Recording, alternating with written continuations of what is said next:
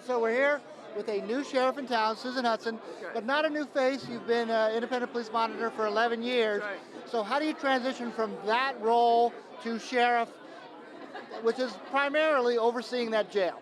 Yeah, it's an easy transition. I provide high-level leadership as the police monitor, and it's the same thing as the sheriff. I'm the chief administrator. We're going to have those under me to do the work, and we're going to do it right. So as an accountability expert, accountability systems are what I do in my sleep, right? So we're going to make sure that this one functions the way it's supposed to.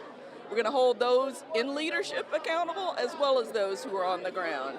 And we're going to be transparent about what goes on. It wasn't any different when I was police monitor. We put out data, we put out information, we put out videos. We're going to do the exact same thing here. And this community will not have to put out the information. We'll put it out there for them. We're going to be accountable. Now, you ran with the backing of a lot of the progressive groups, Progressive District Attorney Jason Williams among them. So what does progressive look like in the role of the sheriff's office overseeing the Orleans Justice Center? It looks like equity, it looks like justice, it looks like taking care of people instead of the weight of the system just crushing people who are living on the margins anyways. Getting fines, getting all kinds of fees out of them for telephone or commissary. You know, we just have to do better than that. And what are we doing for folks while they're in there to help them when they come out? They're our neighbors. I met many of them who've been formerly incarcerated, just walking around the city.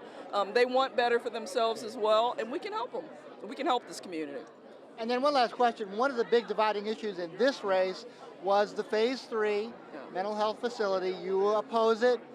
The incumbent favored that.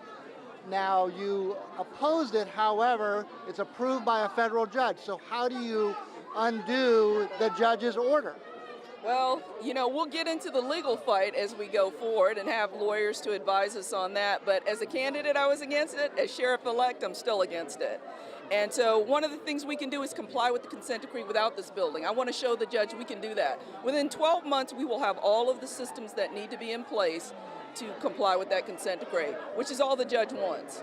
But people who are arrested in connection with a crime, who have mental illness, where do they go if not for some kind of, specialty medical facility that is part of the jail? They're actually, the regular jail and this new mental health jail are almost exactly the same. And they're going to be staffed by the exact same people. It doesn't make sense. They're just two different buildings. If we bring all under one building, retrofit it, we have more staff in one place instead of spreading them out so thin. We already know that we're down 100 positions, right? We have 100 vacant positions, so we have to be smart about how we use our resources, and so it's called economies of scale. You got to use what you got in that one facility. You can't have them spread all out. So basically, you're in favor of the retrofit of the existing facility. Absolutely, absolutely. Saves taxpayer money, and then let's use the rest for treatment facilities, for substance addictions, and for mental health. Our community needs that. I've heard that all around the city.